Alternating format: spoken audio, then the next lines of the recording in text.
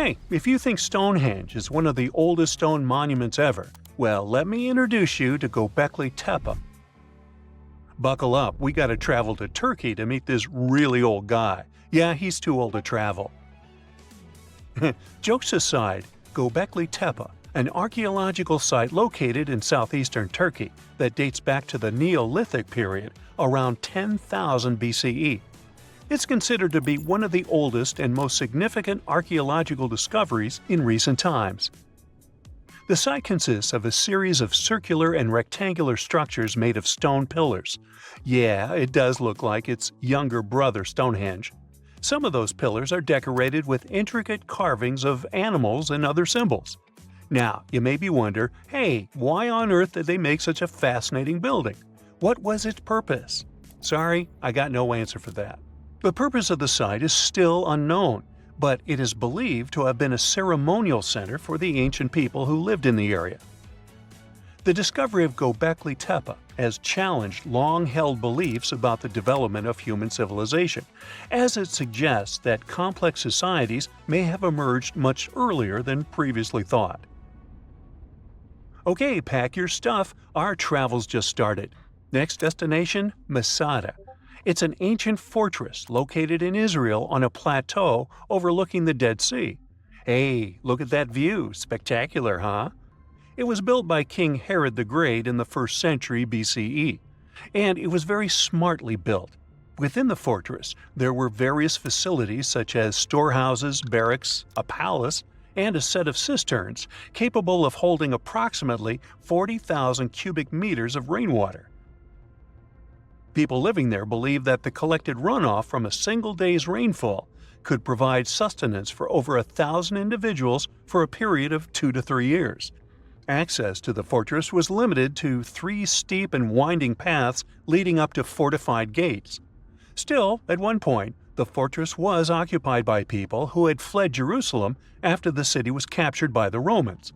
They held out against the invaders for several months, but eventually they were defeated. But these guys didn't surrender. The story of Masada has become a symbol of resistance and bravery. Today, Masada is a popular tourist attraction and a UNESCO World Heritage Site. The next flight is going to be short. We're popping over to Egypt to see the Karnak Temple Complex. It's a vast ancient Egyptian temple complex located in the city of Luxor, Egypt. It was built over a period of 2,000 years and covers an area of more than 200 acres. The complex is dedicated to the worship of the deity Amun-Ra. Wait a minute, that should be Amun-Ra, and it was one of the most important religious centers in ancient Egypt. The Karnak Temple consists of several temples, chapels, and other buildings, including the Great Temple of Amun, the Temple of Khonsu, and the Temple of Ptah. Ptah! The Great Temple of Amun is the largest and most impressive temple in the complex, with massive columns, statues, and other decorations. One of the most famous features of the Karnak Temple complex is the Avenue of Sphinxes, which is a long avenue lined with Sphinx statues that leads from the entrance of the complex to the Great Temple of Amun. Another notable feature is the Hypostyle Hall, which is a massive hall with 134 columns that are over 70 feet high. The Karnak Temple Complex is a popular tourist attraction and a UNESCO World Heritage Site. It's considered one of the most important archaeological sites in Egypt and provides a fascinating glimpse into the religion and culture of ancient Egypt. Hey, we can't hop on the next flight and leave Egypt until we see the Pyramid of Djoser. It has another name, by the way. It's also known as the Step Pyramid. This ancient Egyptian site is located in Saqqara. It was built during the 27th century BCE for the pharaoh Djoser by his architect Imhotep, who is considered one of the most important figures in Egyptian history. People believe this pyramid is the first monumental structure built entirely of stone and is an important example of early Egyptian architecture. The pyramid originally stood at 203 feet tall and was surrounded by a complex of buildings and courtyards. It was constructed in 6 layers, each smaller than the one below it, giving it the distinctive step-like appearance. The pyramid was used as a burial place for Pharaoh Dozier and was surrounded by a vast necropolis that contained the tombs of many other important officials. The Grateful Dead? The Pyramid of Dozier has several renovations and additions over the centuries, including the addition of a limestone casing that covered the original step structure. However, much of the pyramid was destroyed over time, and today only the central core remains. Despite this, it remains an important archaeological site and a popular tourist attraction in Egypt. Alrighty, we're ready to move on. There's one more pretty recent discovery we gotta see today. The Tower of Jericho was only discovered during excavations in the 1950s and 60s. It's an ancient stone tower located in the city of Jericho in the West Bank. Just like Göbekli Tepe, this one is believed to be one of the oldest stone structures in the world, dating back to approximately 8000 BCE.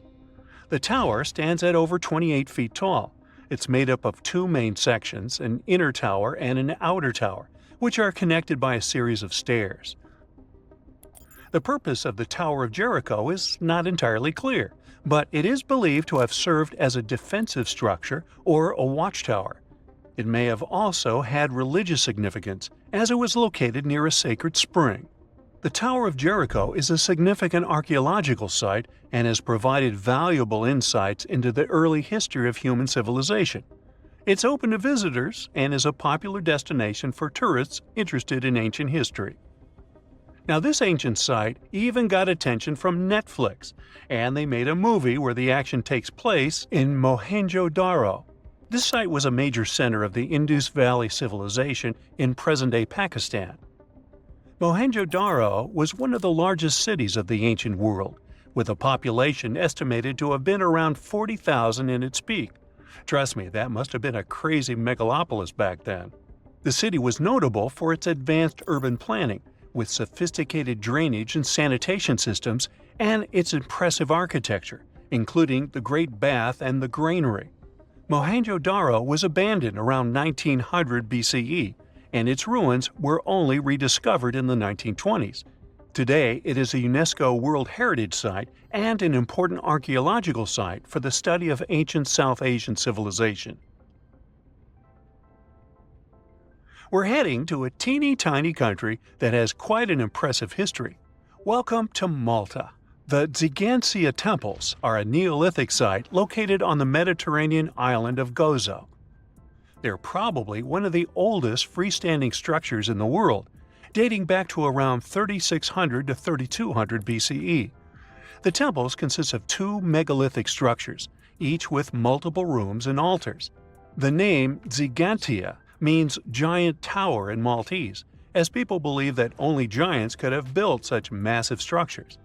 The temples are believed to have been used for religious purposes and are considered to be an important example of prehistoric architecture. They were added to the UNESCO World Heritage List in 1980. Well, you must be pretty tired, but there's one more place we gotta visit today. Our plane is already landing in Armenia, and we're here to see the Temple of Garni. Look, this one is well preserved. This temple dates back to the 1st century CE. It was built by King Tiridates I as a dedication to the sun deity Mir. Sadly, the temple was destroyed in the 17th century during an earthquake, which is quite a common thing for this area, but it was later reconstructed in the 20th century. Today, it's a popular tourist attraction and is also listed as a UNESCO World Heritage Site. It's like archaeology woke up recently and decided to spice up the news with its history-changing discoveries. From unearthing dinosaur fossils in peaceful Iowa to translating bad news from ancient Babylonian texts, history is revealing its secrets like never before. When Mount Vesuvius erupted in 79 CE, it froze the town in time. Some of the most famous discoveries were heartbreaking, like a mother wearing a golden bracelet, holding her child, or two sisters hugging in fear. At least that's what scientists thought.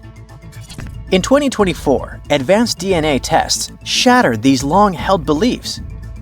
The mother from the House of the Golden Bracelet was actually a man wearing a fancy 30-carat bracelet, and the child wasn't even related to him.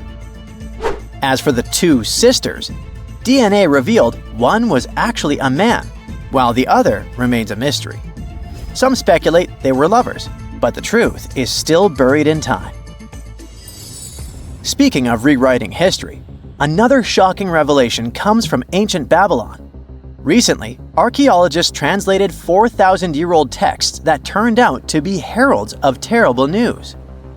These specific texts that were translated are believed to be from Sippar, a city near the Euphrates River in modern Iraq. They talked about lunar eclipses, which is when the Earth's shadow blocks the moon, and for ancient Babylonians, these were warnings. Eclipses could mean everything from floods and famines to chaos in the kingdom. But here's the interesting twist.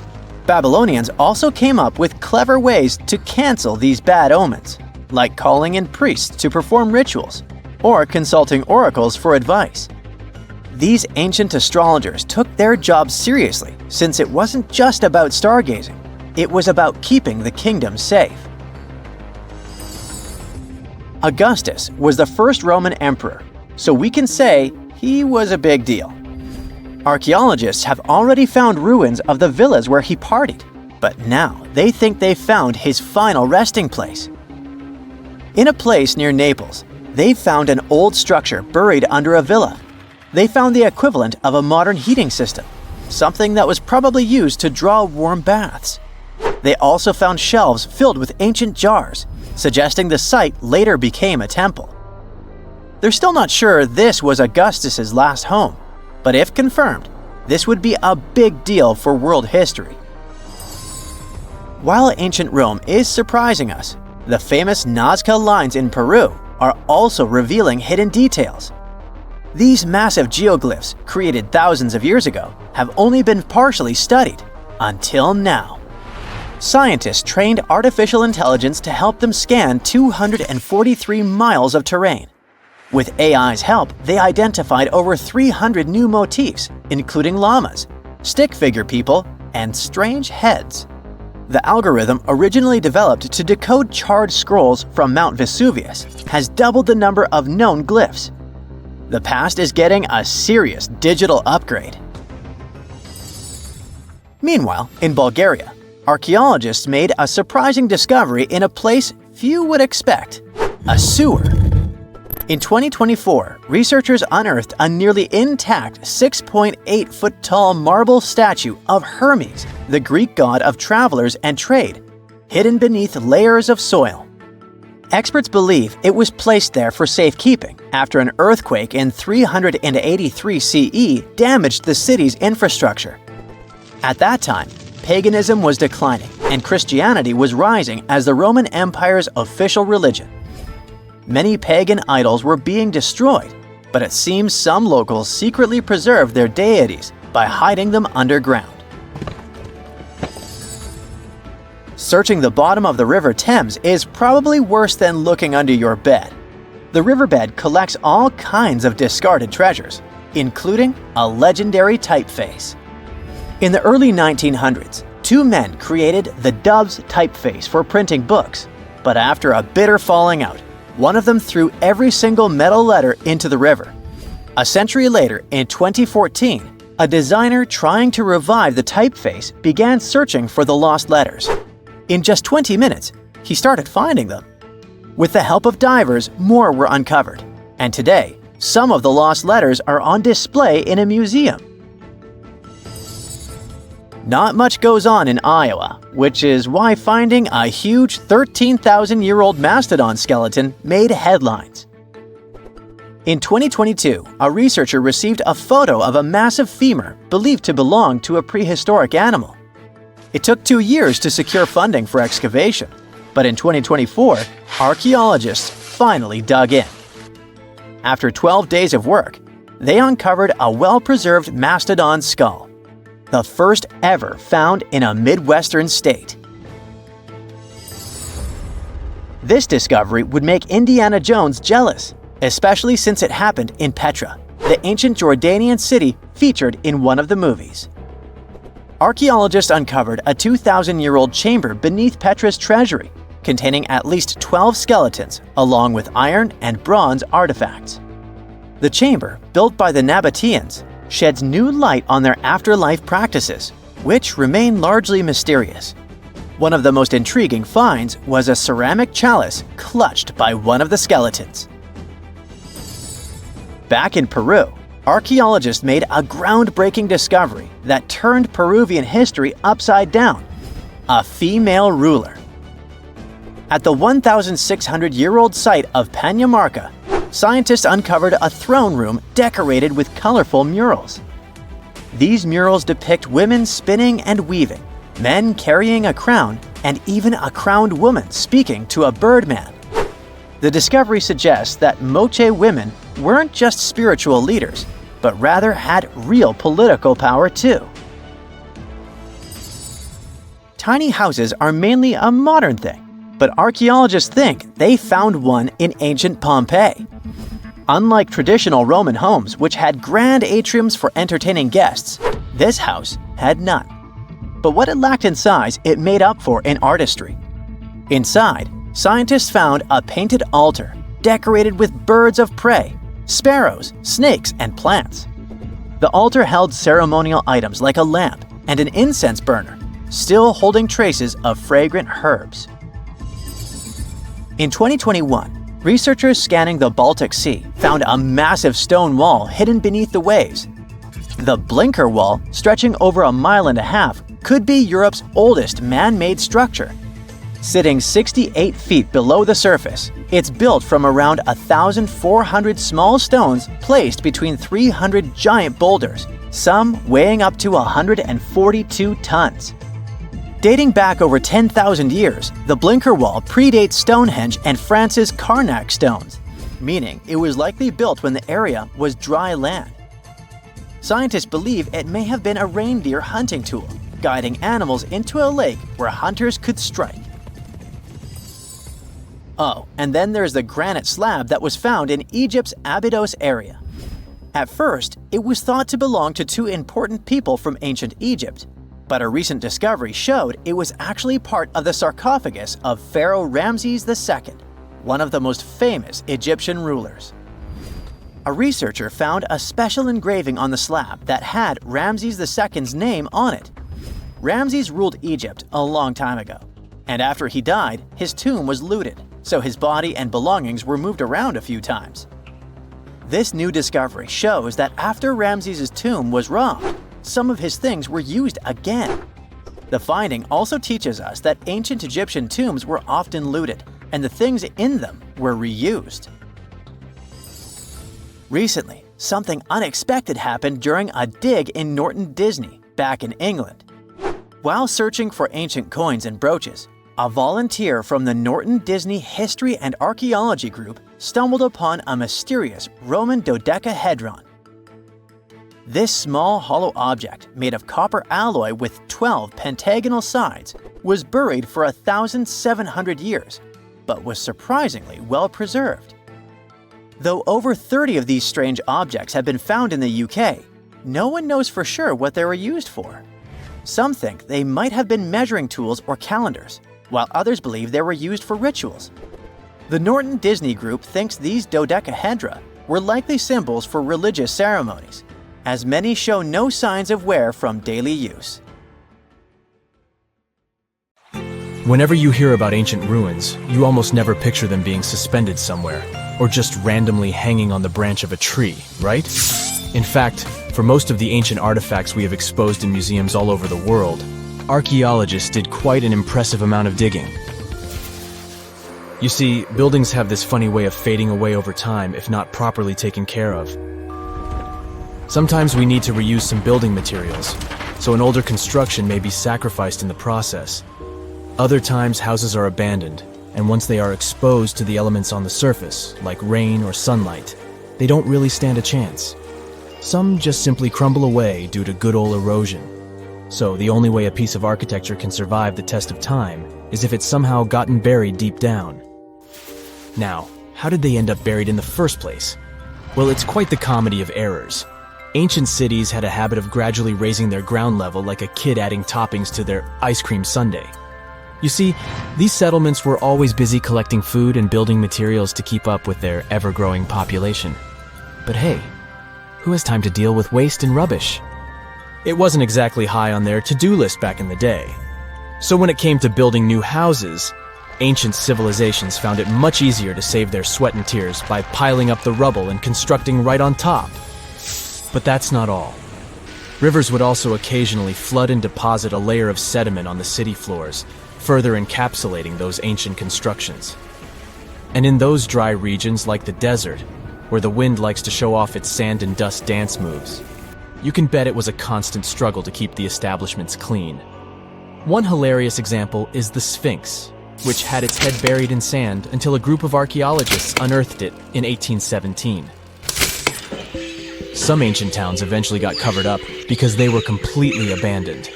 With less human activity to control their expansion, plant seeds couldn't resist the opportunity and sprouted all over the place. They gobbled up carbon dioxide from the air and grew, adding more and more bulk to the ground. Those cheeky roots even decided to stabilize the soil made from decaying plant matter, creating layers upon layers of earthy goodness. It's like the ultimate DIY project Mother Nature embarked on, with plants as her loyal helpers. The act of digging into the secrets of ancient civilizations is not just about unearthing a lost world. It's also an epic quest to reveal the hidden treasures beneath layers of history. But how do archaeologists know where to dig in the first place? If everything is covered in layers upon layers of sediments, debris, and plant roots, they must have some sort of system they rely on before embarking on a new project, right? For starters, they're not always the ones suggesting an archaeological dig in a certain location. Let me explain. Let's say you're a contractor and you want to build a new fancy apartment complex in your city. Some local legislations have certain requirements before your project can start, though. For instance, before anyone starts building on a piece of land, they might need to bring in specialists to check the soil. These clever folks can be archaeologists, geologists, or paleontologists, and they need to keep an eye on things during development. If any artifacts or ecofacts, fancy word for organic remnants, are discovered, these experts swoop in to excavate and study them. But what about sites that have nothing to do with bulldozers and yellow hats? Archaeologists have more than one trick up their sleeves when it comes to locating ancient hotspots. They dive deep into historic records with a healthy dose of detective work. By sniffing out old documents and maps, they can piece together the puzzle of human activity in a specific area. If a site has been visited before, it's even better. Finding records of past excavations or historical accounts can give archaeologists lots of information on where to continue their treasure hunt. Before archaeologists start swinging their shovels, they engage in a bit of a visual scan mission. Armed with a grid system, they'll stroll around the site, keeping their eyes peeled for any artifacts that might be hiding just beneath the Earth's upper layer. From groundstone tools to historic glass and even ancient garbage dumps, yes, they're all so valuable. These keen-eyed explorers can spot signs of human activity faster than most people. If they stumble upon midden soil, fancy term for a garbage dump, they know for sure that humans once called this place home. Archaeologists don't just rely on their trusty shovels, though. They have an arsenal of gadgets to aid in their search for hidden wonders. Geophysical tools are like their secret weapons. Take the resistivity meter, for example. This clever contraption measures the electrical component of the soil and any buried features or artifacts. A buried wall, for instance, will create a different resistivity reading than the surrounding soil. Magnetometers and ground-penetrating radar work in similar ways, showcasing potential hints of ancient treasures in the soil. And who could forget our trusty old friend, the GPS? It helps archaeologists map out precise locations, like a high-tech treasure map, leading them straight to their pot of gold. Care to virtually visit some of the most important archaeological sites in the world? Well, follow me. In the United Kingdom, for instance, you'll find this interesting place called Stonehenge. It's one of many henges scattered around, but this one really takes the cake. Picture this: massive ancient stones standing tall and proud, arranged in a funky outer ring and an inner horseshoe, with some smaller stones thrown in for good measure. And guess what? These amazing stones have been around for over 5,000 years. Talk about a serious case of rock-solid longevity. Now, here's where it gets interesting. According to local folklore, the legendary wizard Merlin whipped out his magic wand and poof! He teleported these massive stones all the way from Ireland. Apparently, some giants had assembled them there, but Merlin decided they would look much better at their new location. Others think it's just the ruined remains of an old Roman spiritual edifice. These amazing structures were built by our Bronze Age ancestors. With their simple tools and limited tech, they managed to create this monumental masterpiece. Impressive, right? Unfortunately, there's still so much we don't know about this area. Stonehenge's initial purpose remains a mystery to this day. Sure, there are lots of theories, but scientists have yet to agree on the subject. However, we do know that it's perfectly aligned to catch the sunrise during the summer and winter solstices. The ancient city of Pompeii is an equally amazing archaeological site. Picture this. Mount Vesuvius, a notorious troublemaker, decided to throw a volcanic tantrum and completely covered this ancient Roman city. It turned it into a time capsule, located outside present-day Naples in Italy. Fast forward to the year 1748, when a bunch of adventurous explorers stumbled upon Pompeii.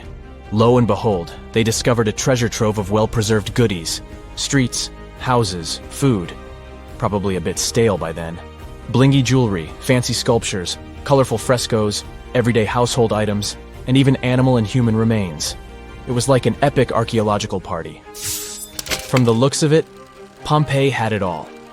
Fancy houses and villas, a massive 20,000-seat arena, cute little artisan shops, hangouts like taverns.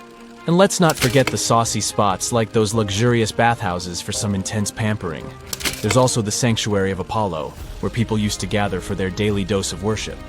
And of course, the bustling heart of the city, the Forum of Pompeii, where all the cool people used to hang out. And guess what?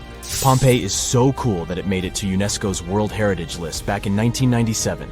That's like the ultimate Hall of Fame for historical awesomeness. It also includes many other famous buildings and sites, like the Taj Mahal in India and the Acropolis of Athens in Greece. Tartessos, a mysterious, highly developed society that once flourished and then, without any warning, suddenly disappeared. Moreover, before they were completely gone, they performed some strange rituals, as if they were trying to save themselves from something. But what happened to these people? Let's try to find out. Let's go to the southwest of Spain, to about 2,500 years ago. Once, there was a beautiful city here, a trade center of Tartessos. Imagine the temple in the middle of a deserted town. A breathtaking, monumental 2-story building. There's a thick smell of frying meat in the air, and the smoke from its frying rises high into the sky, covering the patterns of the sanctuary. The sun has already set, and it's time to prepare for the ritual. We enter the ancient monumental hall. Inside, hundreds of people gather around a long wooden table lined with delicate ceramics and bronze bowls. They feast and drink. These people have much more fun than the animals outside the building. These animals are being prepared for the ritual. Horses, cows, pigs, donkeys, even dogs. All of them were brought here to appease the deities. And what happens after the ritual itself is even crazier. At the end of the ceremony, people take torches and set fire to the whole building. Everything turns to ashes and coals, and when the last embers fade away, they take shovels and begin to bury this place. It will take them at least several days to bury the former sanctuary under piles of earth. They work tirelessly. In some places, the thickness of the layers of mud and clay will reach almost 14 feet.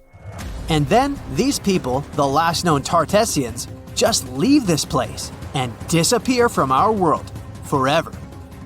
But what just happened? Why did they even do all this? Let's start from the beginning. Tartessos was first mentioned in Greek and Roman texts thousands of years ago, but for a long time, we had no idea what it even was. All the descriptions were contradictory and confusing. Some archaeologists thought that Tartessos was a kind of seaport. Others thought that it was a river or a water reservoir. They even said this place could be connected with the mystical Atlantis. But there was nothing to back it up with, so the scientific community quickly rejected this idea. But today, we know the truth. Tartessos was an ancient civilization. It's been located on the Iberian Peninsula, one of the southernmost islands of Europe. It flourished in the 9th to 5th centuries BC, and then, around 2,500 years ago, suddenly disappeared. They were quite rich. The island had rich reserves of metal, so their economy was thriving. Silver, copper, lead, and other good things were mined in the local Sierra Morena Mountains. Almost all the locals were engaged in trade. For them, it was a common thing. Isn't that strange that there were so few records left about them? And not so many monuments of their culture have survived to this day. In total, throughout Spain, scientists were able to collect around 20 archaeological finds related to Tartessos. 3 of them were excavated in the Guadiana Valley: Cancho Roano, Casas del Turrunuelo, and La Mata. Let's start with the first one. Cancho Roano was discovered in 1978. This find was one of the most significant pieces of the puzzle. This is one of the most beautifully preserved structures of the Tartessian civilization. Not only the walls have survived to this day, but so did the altar, the moat, and even several artifacts. For example, some jewelry and wine glasses. It was a square building surrounded by a deep moat filled with water. And, to be honest, we still don't know its exact purpose. We only assume that it could be an ancient temple. Some rituals were carried out there. For instance, they would set fire to the temple and cover it with thick layers of sand and clay. They even left some expensive artifacts inside, tools, gold jewelry, and so on. Moving on to the next find. Casas del Turrunuelo is one of the best preserved buildings in the entire Western Mediterranean. We only discovered it a couple of years ago, back in 2015. And it hasn't been studied that well yet, but we already know that this place is also pretty weird. Casas del Turrunuelo was a very rich building. It wasn't just some kind of temporary camp. It was a place of monumental, impressive architecture. Massive staircases, vaulted ceilings, luxurious materials brought from all over the Mediterranean, and the latest construction technologies. It was supposed to be a place of power, maybe even something like a palace. And yep, it also became the venue for the rituals. It's unclear whether the locals intended to destroy this beautiful place from the very beginning, but this is where they performed the greatest ritual in the area. This ritual involved more than 50 animals, including the most valuable ones, horses. It was their only means of transportation. The fact that these people gave away their horses may indicate that they planned to stay here for some time. Perhaps they hoped to appease the deities and settle on local lands. The ritual was carried out exactly as they intended. And just like Cancho Roano, this place was also set on fire. When the ritual ended, the locals buried this place and left, disappearing into the countryside of the Iberian Peninsula. Now it's an abandoned and quiet place. Just like Cancho Roano, it's been standing here untouched for more than 2,000 years. The last find is La Mata, which was discovered much earlier than the other two, back in 1930. The resemblance between all of them was striking. La Mata had the same fate. It was burned and forgotten for centuries. All of this is very strange and mysterious. It seems like the locals were fleeing from something. Perhaps something happened that made them start building these banquet halls and arranging large-scale rituals. They thought that their deities turned away from them and tried to appease them. But unfortunately, it didn't work. As a result, they were forced to leave their temples and soon disappeared altogether forever. And by the way, why did they disappear at all? Well, this is another mystery of this civilization. One of the most important questions is, did they know that they were going to disappear? Or was it something unexpected? Did they suffer some kind of sudden catastrophe from which they were trying to escape? Or something else? Scientists have several theories on this. The first theory says that there may have been several major earthquakes and subsequent tsunamis in this region. These natural disasters destroyed local settlements and severely demoralized the survivors. Perhaps they were looking for salvation from this. Another theory is that there were some problems with trading. Since they were rich in metal and lived off their economy, any problems in it could lead to big troubles. If they had some kind of mining crisis, then relations between different nations could worsen greatly, and things could get pretty nasty.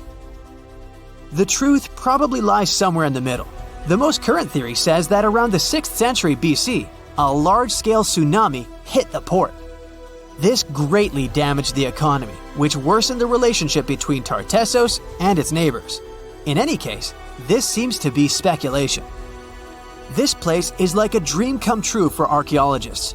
It stores a huge amount of information and secrets that we have yet to unravel. The Tartessians had no idea that by burying their artifacts, they were making a real gift to the scientists of the future. And while scientists continue to study them, we can check out the stuff they have already discovered. History lovers can see Tartessian tools, horse figurines, and decorated ivory in the Archaeological Museum of Badajoz. Let's hope that in the future, scientists will learn more interesting things about this civilization, and we'll finally find out what happened to them. Ever since Plato wrote about the allegory of Atlantis, humanity has been fascinated with the possibility of the discovery of a thriving underwater civilization. Fancy joining me on a trip to a few historic underwater sites? Let's see what we can find out about ancient civilizations. The first one on our list is what is being called the underwater Stonehenge. Scientists have recently discovered a mysterious pile of cairns that stretch for miles under the shimmering waters of Lake Constance at the borders of Switzerland, Germany, and Austria. Archaeologists began to explore the site back in 2015, and they haven't been able to understand yet what it was actually used for. What they do know is that there is a 12-mile line of 170 human-made stone cairns under Lake Constance. Scientists say this was most likely the result of a combined work of several villages.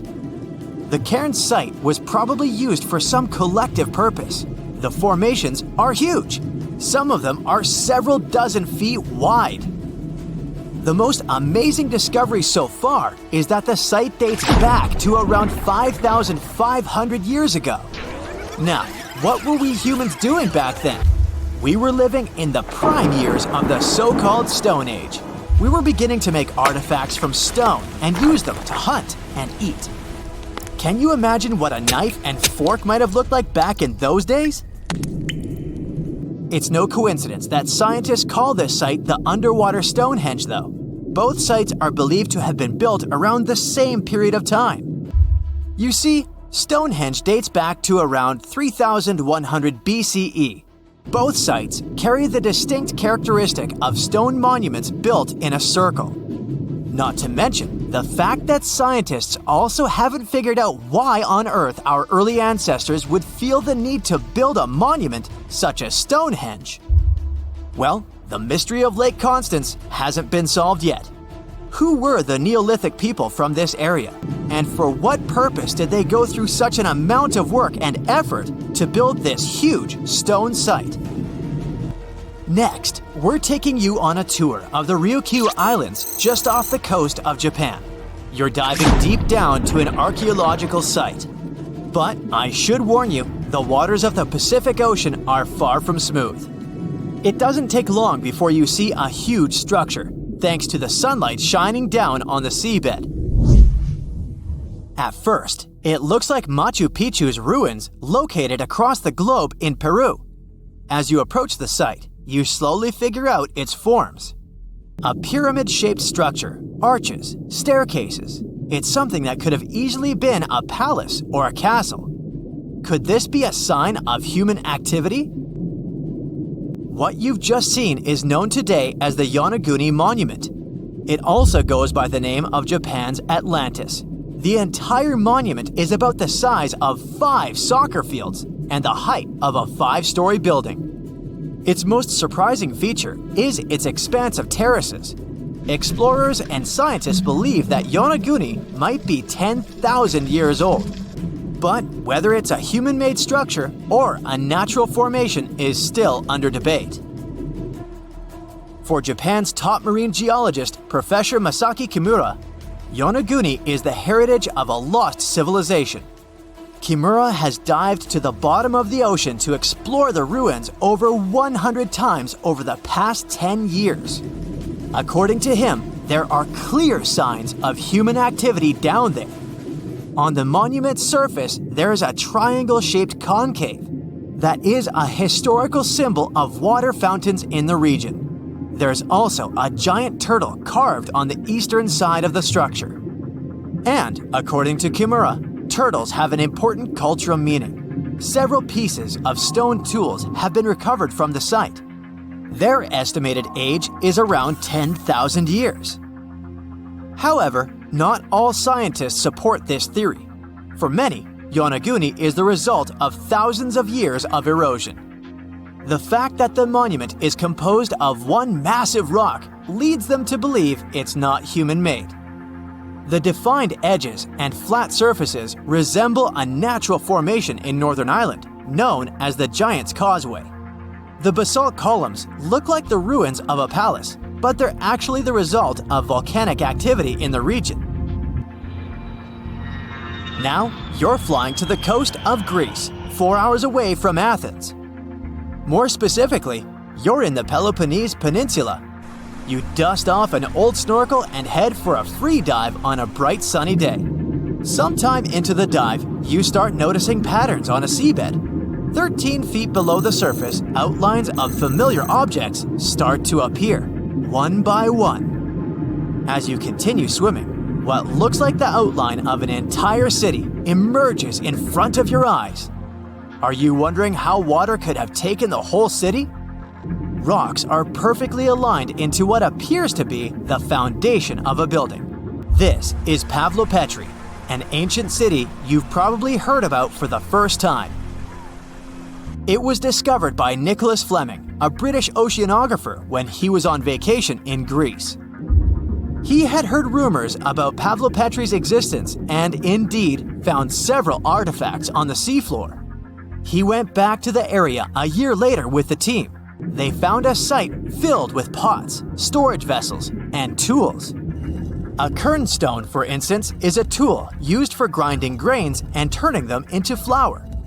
Multiple amphoras indicate that this settlement dates back to the Bronze Age, 5,500 years ago, when people started living in towns.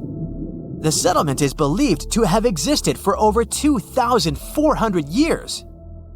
Today, Pavlopetri is considered the oldest submerged town ever discovered, and what's impressive is that it wasn't a simple village. It was a vibrant port city with stone buildings, a marketplace, streets, and even squares.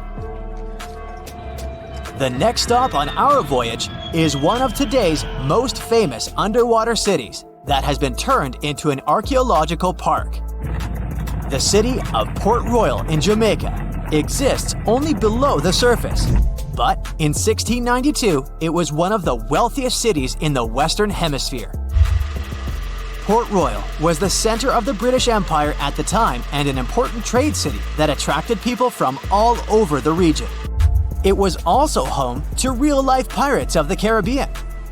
On the morning of June 7, 1692, the people of Port Royal met a different fate than they had probably expected. The city woke up shaking. People were thrown out of their beds by the power of a massive earthquake, ranking 7.5 on a Richter scale.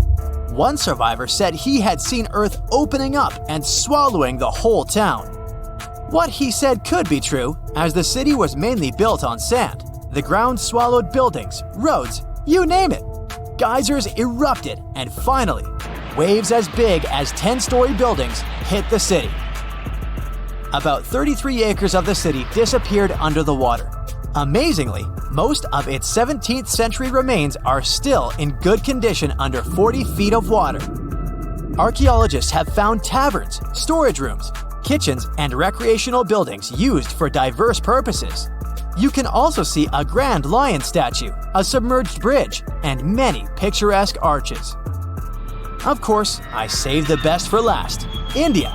Just off its coast lies another sunken marvel. A site known as the Lost City of Cambay is located in the Gulf with a similar name. It remained undiscovered until 2001, when the National Institute of Ocean Technology made a routine water assessment.